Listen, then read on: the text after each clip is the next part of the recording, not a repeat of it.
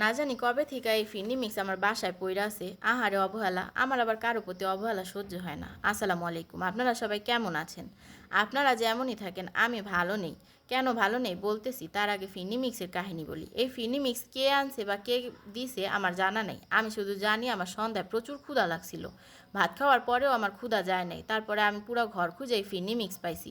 বিশ্বাস করেন, প্যাকেটের গায়ে যেইভাবে লেখা ছিল আমি সেইভাবেই রান্না করছি। কিন্তু আমার আবার একটু দোষ আছে, একটু অকাজ না করলে আমার আবার ভাল লাগে না। সেই অকাজটাই করছি। লাস্টে একটু মিঠাই ব্যবহার করছিলাম, তাতে অনেক বেশি মিষ্টি হয়ে গেছে। যাই হোক, এই মিষ্টি ফিরনি আমি আর খাবো না।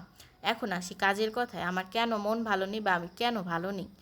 আমার ফোনে অনেকগুলা অ্যাপস আছে। সেই অ্যাপসের মধ্যে আমি মাত্র 3টা অ্যাপস ব্যবহার করি। সেগুলো হচ্ছে ফেসবুক, ইউটিউব আর টিকটক। ফেসবুকে আসি, একটা ভিডিও আপলোড দিই। এই যে আজ এরা ভিডিওগুলো, এগুলো আপনাদের সাথে শেয়ার করি। ইউটিউবে আমি সেম কাজ করি, বিশ্বাস করেন। আর একটা কাজে ফেসবুক আর ইউটিউবে ঢুকি, সেটা হচ্ছে নোটিফিকেশন চেক করি, কতজন ভিউস হইলো আর কে কে লাইক কমেন্ট করলো। এছাড়া সব সময় আমি টিকটকের মধ্যে ভিডিও দেখি। কি ভিডিও দেখি জানেন?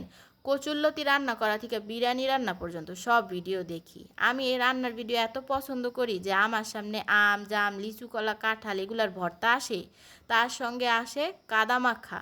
তাই বুঝেন আমি কি পরিমাণে এই ভিডিওগুলো পছন্দ করি।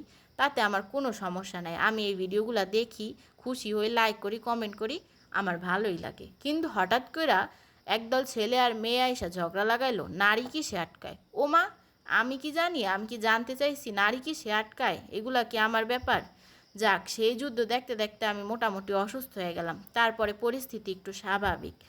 আবার রান্নাবান্নার ভিডিও দেখা শুরু করলাম, রান্নাবান্না করে আপনাদের সাথে শেয়ার করাও শুরু করলাম।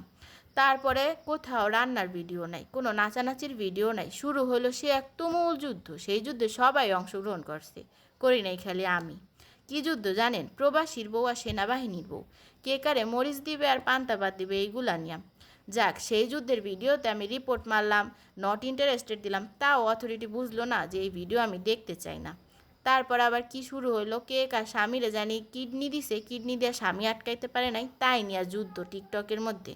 এখন আপনারাই বলেন, এগুলা কি ঠিক? আমি যে এত রিপোর্ট মারি, অথরিটি কি বুঝে না এই ভিডিও আমি দেখতে চাই না? আমি টিকটকে ঢুকি রান্নার ভিডিও দেখার জন্য, আর সেই রান্না আপনাদের সাথে শেয়ার করার জন্য।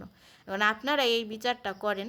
আর আপনাদের সবাইকেও অসংখ্য ধন্যবাদ আমার এই প্যাচালগুলো শোনার জন্য। আপনারা সবাই ভালো থাকেন, সুস্থ থাকেন। আল্লাহ হাফেজ।